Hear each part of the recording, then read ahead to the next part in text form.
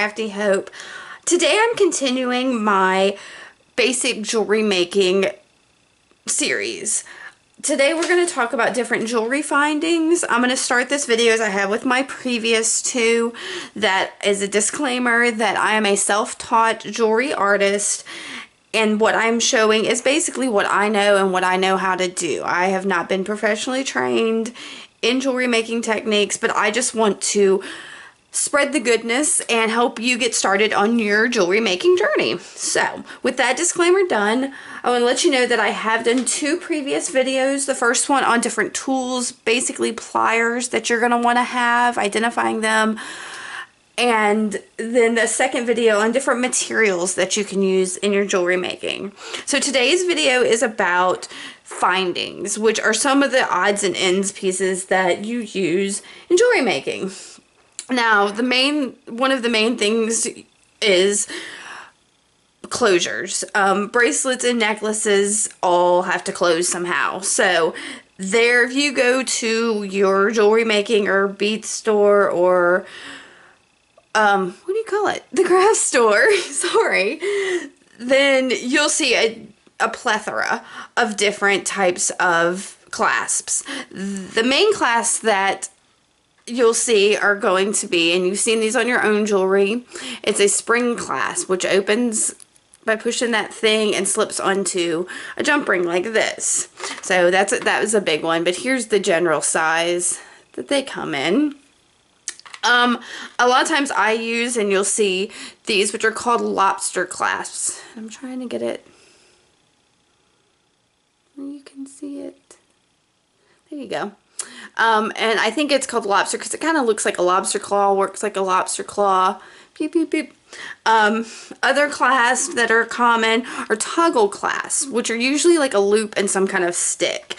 And they work by having the stick go through the hole and then rest over the hole. There we go. So, like that. Go through the hole and then they rest on the hole. Those are your basic ones. Oh, except for maybe a hook clasp, which is a hook and eye, and basically just works the same way any hook does and goes through the loop, through the eye. There are other types out there. This is I can't remember what it's called. I call it a lever clasp, but it's like a carabiner. It just has a little lever spring here that opens and closes. This, I believe, is called a button clasp, and it works by kind of pressing on the button of it and the ring comes off, and then to close it you press it back on. Pretty easy. There are magnetic clasps, and I'm gonna go ahead and say I used magnetic clasps a while ago. Really liked them, especially for bracelets.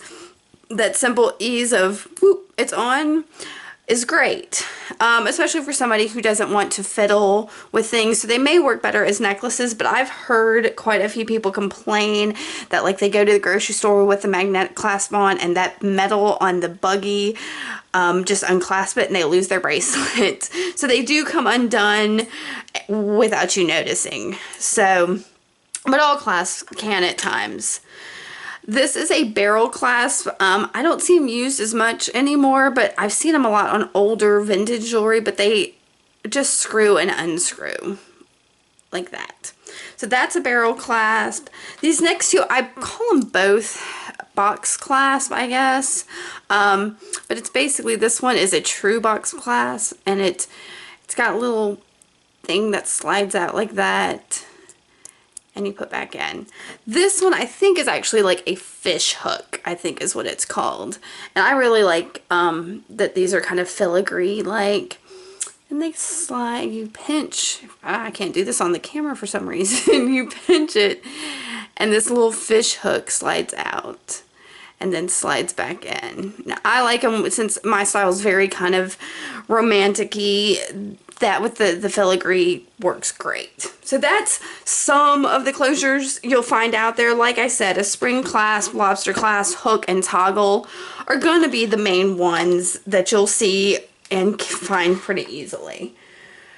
Next thing you know are ear wires. In general, this is what I use, which is a fish hook ear wire.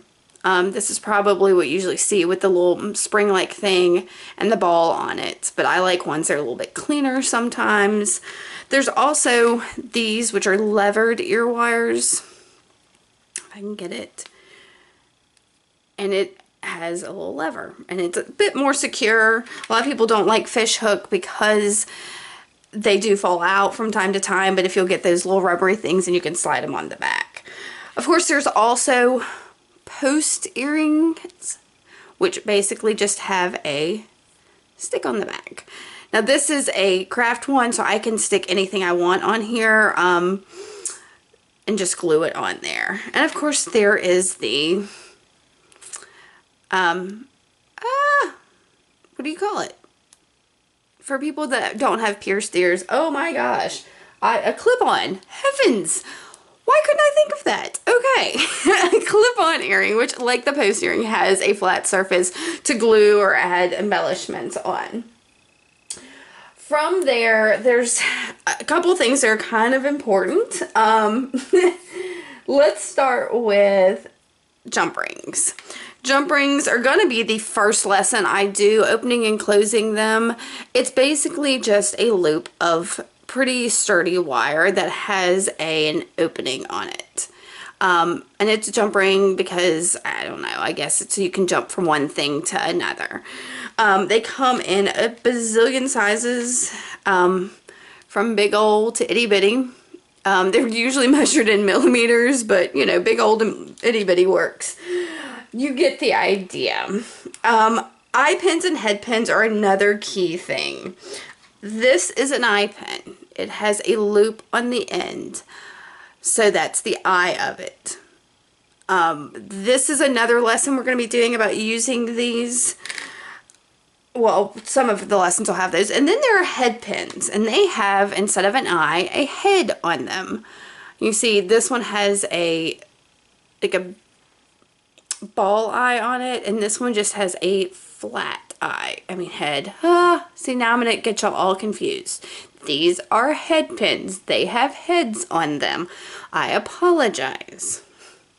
So, these are used a lot along with eye pins and jump rings. Those are going to be your main things, are your closures, your ear wires, your head pins, your eye pins, and your jump rings.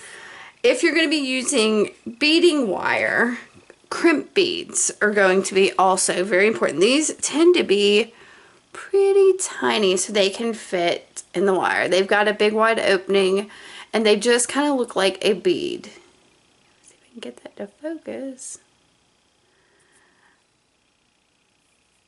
So, those are crimp beads, and I will show you how to use these later on. They come in different shapes as well. I've got some here that are tubes, and of course those are crimp tubes. And they work essentially the same way as a crimp bead does. There are also different things. Oh, there are other types of crimps I was going to tell you that are used for like leather and cording and things like that. But they basically go on the end of the wire, and then you crimp down on them to secure your fiber or your ribbon or your leather or whatever it is you're using. So I may cover those later, but that's not on my current list of how to use those. But we may get to that. Other things that I don't use often, but every once in a while, that have to do with crimps, there are crimp covers, which look like little balls as well, but they have a little bit of opening to fit over a crimp bead. And basically you'll smash them closed over a crimp bead, and it looks just like a pretty little bead to hide the crimp. I don't often use them. I don't often use crimp beads, but when I do start stringing, I'll use the crimp beads. I may not use the crimp covers.